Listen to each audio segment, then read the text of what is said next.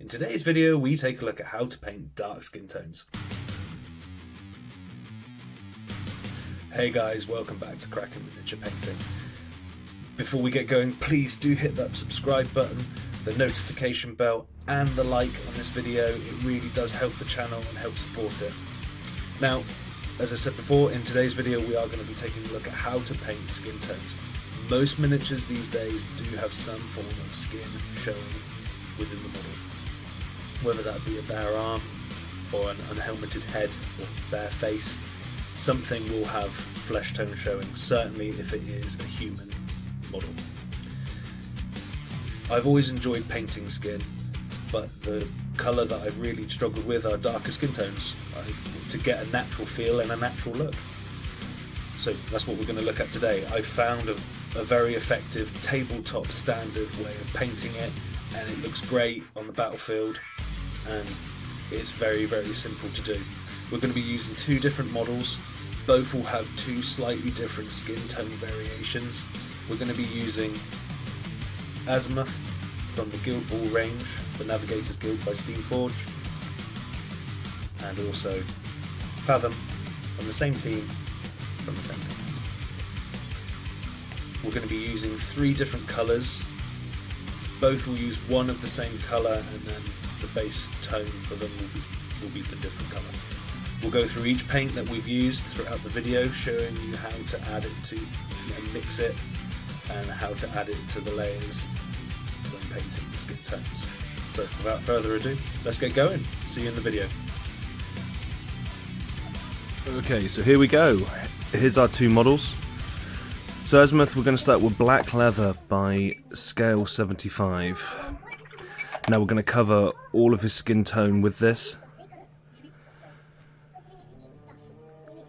Just hit everything, and this should be what you're left with at the end. And then with Fathom, we're going to come in with red leather by scale 75. And same thing, just cover all the fleshy areas. And that's what you should be left with. So we're going to work on Azimuth from now on. So he's been coated with Agrax Earthshade as well. They both have at this point. And now we're coming in with our highlights. So we've gone back to the black leather. And we're just going to come back in and hit all the raised areas. Now what you want to do when you're doing this is try and flow with the muscle fibre. You'll see what I mean in a minute when we get painting. I think I had a bit of a cloggage on that paint pot, which was a bit of a pain in the bum. Okay, here we go. So with the shoulder, for example, you want to go with the ball of the shoulder along the chest there. You want to kind of work it out towards his arm, following where those muscle fibres would be. And you're just literally going to, at this point, hit all the raised areas, leaving all the recesses darker from the Agrax Earthshade. And as I say, just hit all the muscleage. Don't do what I did originally with this model and forget to do his feet. For some reason, every time I paint him, I forget to do his feet.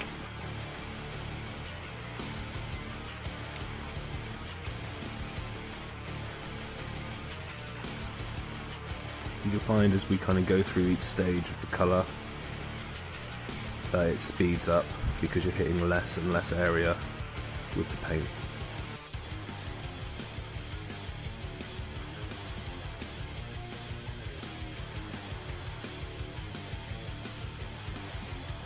You can already see on the front there the highlight kind of starting to show. You might have to hit a couple layers because we watered this paint down quite a bit. Excuse me, it can be quite matte once it dries, but if you kind of wet it and water it down, it's pretty good. It comes up really nice. Don't worry about it looking too matte once it's dry either, because when we start adding the other colour, that will kind of get rid of that.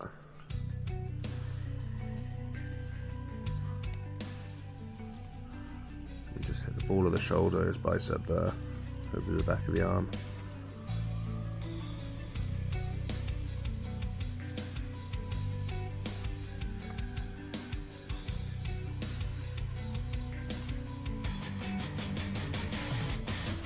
I always leave the faces till last normally.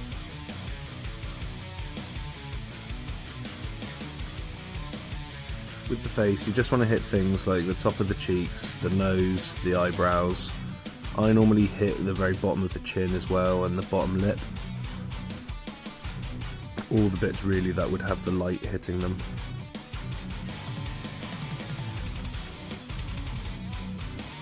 Just do the feet.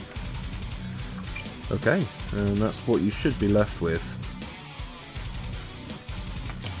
Right, so we're going to start highlighting this now. So Mournfang Brown is the second colour. Now we're going to be adding this into the mix progressively. So just put a small amount into the black leather, mix it up, keep that thin down consistency, and then again follow where those muscle fibres are kind of going, so spread out towards the arm from the pec.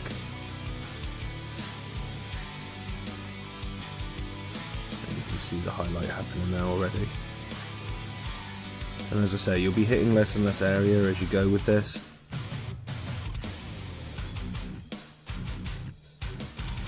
So it speeds up a fair amount.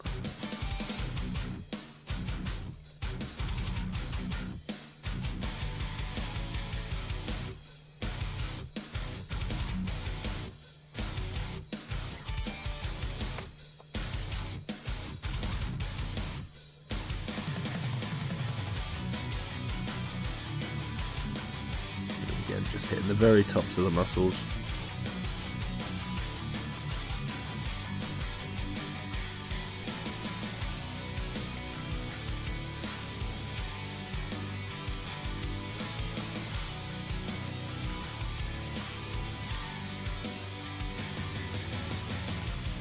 When we kind of come round to the face, we're going to be hitting the same sort of thing as we did before. So you want to hit the nose, the eyebrows,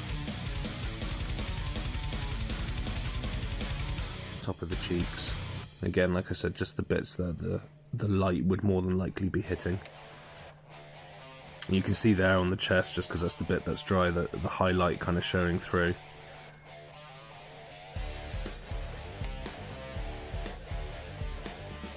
Just hitting the nose, eyebrows, cheeks. And all we're going to really do from here is progressively add the Mournfang Brown into the mix. Now I think I only went up one more stage. You might find what I'm doing here is I kind of went back and did a second pass on a couple of the areas, just because the mix is quite thin and obviously the base colour that's underneath is fairly strong. So there he is. So yeah, if you need to go back over a couple bits just to reinforce it, please do.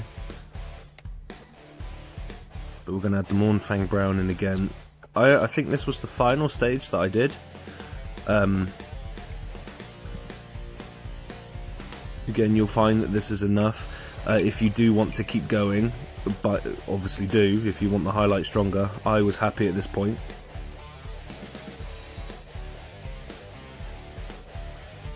So again, we're almost painting in those muscle fibres now. So you're kind of just painting the lines. You're hitting the absolute top parts now. Just hitting his obliques there and everything. Just the curve of the bicep, curve of that shoulder.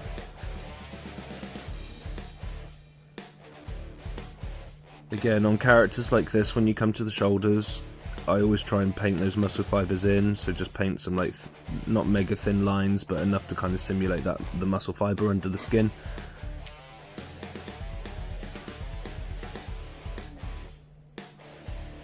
And again, just go, if you're doing that, just go with the curve of the shoulder, so paint down the arm. It's the same sort of thing as painting hair.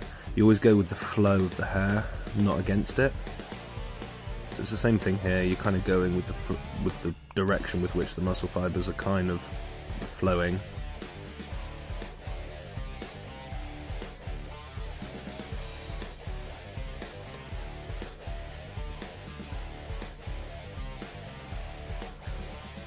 Possibly thinking of doing a skin series, so I think the next video we're going to do is for pale skin tones. I popped a little poll up on my Instagram not too long ago and someone wanted to see the flesh tones, so I think we'll probably do paler tones next. Just to give the variations. I think skin can be quite daunting. It can be quite a daunting colour to paint, or item on a model to paint, but it is really easy. So again, you can see I was just doing a second pass there. Just his toes. Hopefully you can see that highlight coming through now. And that's him. That's Azimuth.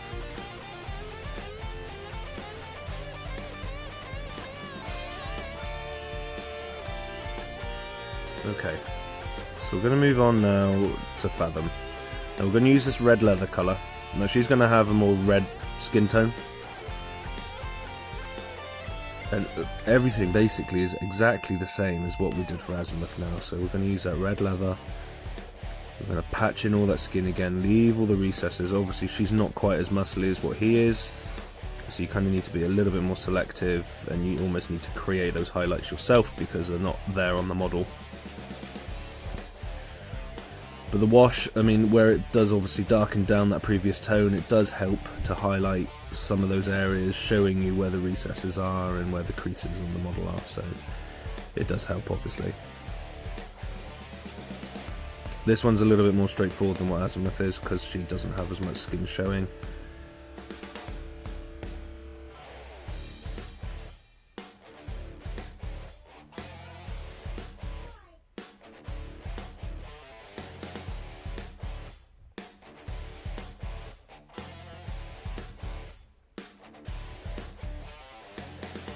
Just hit the legs. Again, don't forget her toes. I think I did that. So again, Mournfang Brown, we're just literally adding this in. It's exactly the same process. The only thing that's changed is that base tone. So we've used the red leather instead of the black leather. But otherwise, the model is exactly the same. The process is exactly the same. You add in the Mournfang Brown through 2 stages. So here's our first highlight stage now, using it, and then after this we're going to obviously progressively add it in again. And again, take this up as bright as you want to using the Mournfang Brown. And experiment with different brown shades as well, because you'll get different skin tone variations.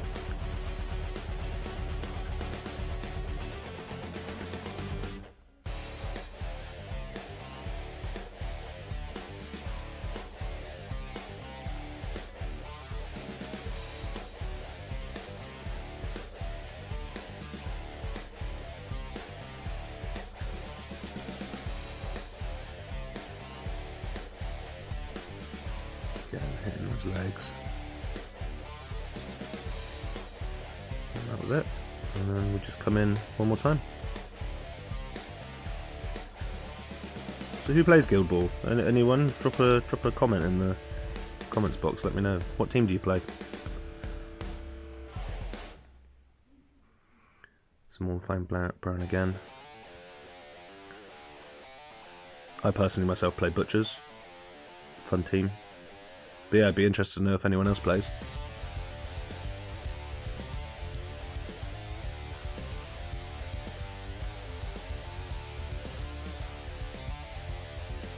The brush I've used here is literally just an Army Painter Regiment brush. It tends to be the size I like to work with. I find it perfect. And I've kind of gotten used to the brush and everything and its size. But you know, I can paint stuff with eyes, or I'll paint eyes with it and everything and find it no problem at all. Obviously you can use a smaller brush if you wish, but this is just what I'm comfortable with. You can see there across the shoulders that highlight really showing up now, and all it is that Mournfang Brown being added into the base layer. And that's her pretty much done.